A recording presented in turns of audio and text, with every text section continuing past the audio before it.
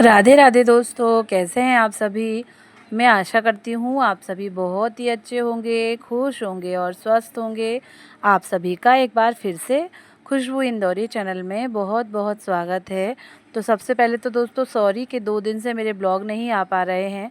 मैं आप सबको बता दूं कि मेरा अब इंदौर आना हो गया है और मैं लगी हूँ काम में, क्योंकि मेरी एक फ्रेंड आने वाली हैं, तो उनके स्वागत की तैयारी करने में लगी हूँ।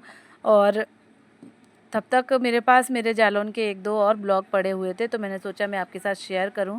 तो आप वीडियो क्लिप में देख रहे हैं कि मेरा एक पर्पल कलर का सूट है, जो कि मैं अभी रिसेंट में अपनी फ्रेंड के घर पहन गई थी। तो रास्ते में उसकी जो जो साइड वाली सिलाई होती है वो खुल गई थी, तो मैंने कहा कि अभी मैं जालौन में हूँ, मुझे अगले दिन निकलना है और यहाँ मशीन रखी हुई है, तो थोड़ी बहुत छोटी मोटी सी सिलाई मुझे भी आती है, तो मैंने कहा कि मैं इसे ठीक कर लेती हूँ। तो थोड़ी सी पक्की सिलाई भी इसमें डाल लेती हूँ, क्योंकि मार्केट के जो सूट होते हैं उनमें थोड़ी सिलाई ऐसी ही होती है। तो मैंने कहा कि फिर मैं पूरी आस्तीन से लेके नीचे तक की पक्की सिलाई ही डालूँगी तो सही हो जाएगा, वही मैं कर रही हूँ। दोस्तों मैं बता दूं, आज मेरी छोटी बहन रश्मि को घर निकलना है, अजमेर जाना है, तो शाम को उसको जाना है और अगले दिन शाम को फिर मुझे भी निकलना है। तो बस मैं अपनी भी तैयारी करती जा रही हूँ। हालांकि मन दुखी है, लेकिन अब अपना भी घर है, वो सब चीज़ें भी देखनी है। और साथ ही मेरी एक फ्रेंड भी मेरे यहाँ आने वाली है, इसी कारण भी फिर मैं जल्दी जा रही।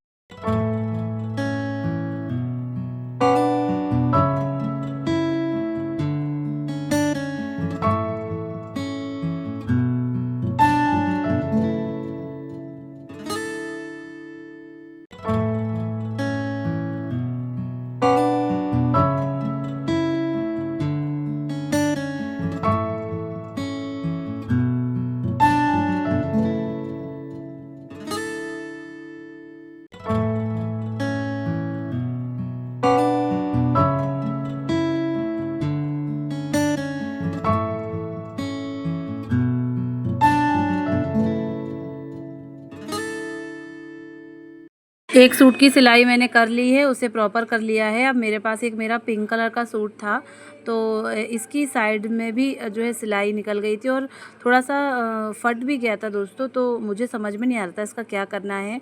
तो मम्मी ने इसकी आस्तीनें जो है छोटी करके, जो आस्तीनों का कपड़ा निकला था उसको साइड में कर दिया था, लगा दिया था, तो फिर प्रॉपर हो गया था कुर्ता। नया कुर्ता है, ज़्यादा बार पहना भी नहीं है, तो फिर मम्मी ने इसे अच्छे से ठीक कर दिया था। थोड़ा कठिन था, मेरे से हो नहीं रहा था, तो फिर इसे मम्मी ने ठीक कर दिया है। पर्पल कलर का मैंने खुद से ठीक कर लिया है। अब मुझे भी सारा सामान आज ही सेट कर देना है, नेक्स्ट डे मुझे भी जाना है। दोपहर का समय दोस्तों, मैं नीचे आ गई हूँ शिवानी के रूम में। 2-3 दिन से जो है मैं नीचे आ जाती हूँ। यहाँ एसी चला के हम लोग यहीं बैठते हैं, खूब बातें करते हैं, क्योंकि आज शाम को रश्मि को जाना है। तो रश्मि बोलती हैं कि दीदी थोड़ी बातें भी हो जाएं, ज़रा नीचे आ जाओ। और साथ ही साथ फिर मुझे भी मेहंदी लगानी है। मैंने रश्मि को एक दिन पहले लगा दी थी और आज मैं लगा रही हूँ। तो ठंडक में बैठी हुई हूँ मैं, और नीचे कुछ ज़्यादा अच्छा लगता भी है, ठंडा ठंडा है भी वैसे भी, और फिर शिवानी के कमरे में कुछ ज़्यादा ही मज़ा आता है।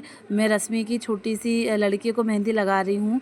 वो इतनी प्यारी है, इतनी अच्छी है, देखो आराम से मेहंदी लगवा भी रही है। कितना शौक भी है उसे कि वो बिल्कुल आराम से लगवाती जा रही है। जब मैं लगाने बैठी तो उसने अपना हाथ बढ़ा दिया, तो फिर मैं उसके हाथों में भी लगा रही हूँ मेहंदी। अब देखते हैं मैडम कितनी देर तक चलाती हैं। इनकी रचती है कि ये धो देती हैं, क्योंकि 1.5 साल की तो है ही, कितने आराम से बैठी हुई हैं। लग जाएगी तो अच्छी बात है।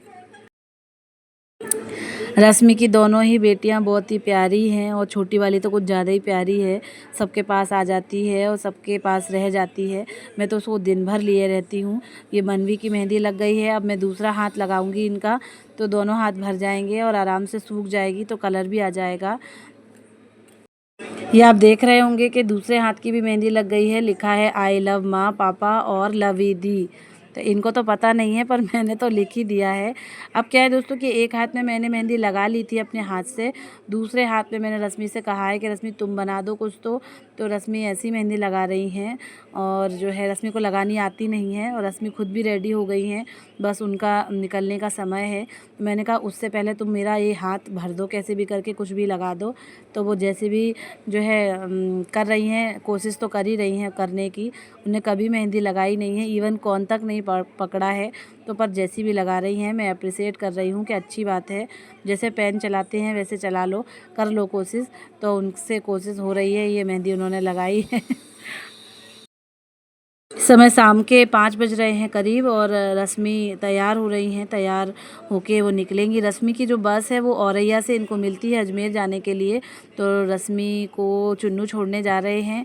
अब मावर लगाने की बारी है, मम्मी मावर लगाएंगी रश्मि को। और जो है लवी भी तैयार हैं और लवी की बहन मनवी भी तैयार हैं। लवी ने तो 10 बार रो लिया होगा इतने दिनों में, उन्हें अपनी दादी की और अपने पापा की बहुत ज़्यादा याद आ रही है। कितनी बार तो हम लोगों ने उसे चुप कराया है, बहलाया है। उन्हें जो है बहुत याद आती है कि हमें पापा के पास जाना है। आज लवी बहुत खुश है। तो मैंने कहा कि लाओ मम्मी मैं मावर लगा देती हूँ, मेरी छोटी बहन है तो मैं लगा सकती हूँ। तो मैंने सबसे पहले मनवी को मावर लगाया है दोनों पैरों में, उसके बाद मैं लवी को लगाऊंगी और उसके बाद फिर रश्मि को मावर लगा दूंगी। रश्मि की गांठ बांधेगी मम्मी और सारा सामान उसमें जो ऑटो आई है उसमें रख दिया जाएगा और रश्मि अपने घर सुबह पहुंच जाएंगी। फिर वही जिम्मेदारी, फिर वही काम, सुबह से उठ के बहुओं को जो भी काम रहता है। अब हम लोगों का कब मिलना होगा, क्या होगा, अभी तो फ़िलहाल कुछ नहीं कह सकते हैं।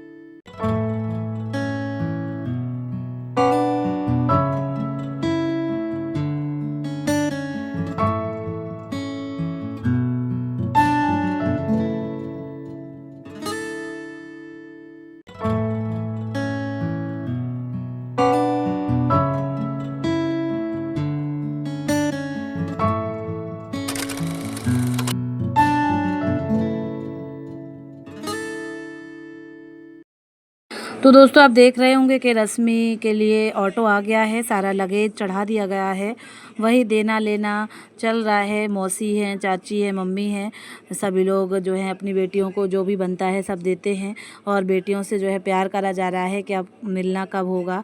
बहुत याद आएगी मुझे, मनवी की बहुत याद आएगी। मनवी बहुत प्यारी है और मेरे पास रहती थी तो मुझे बहुत खुशी होती थी, बहुत अच्छा लगता था।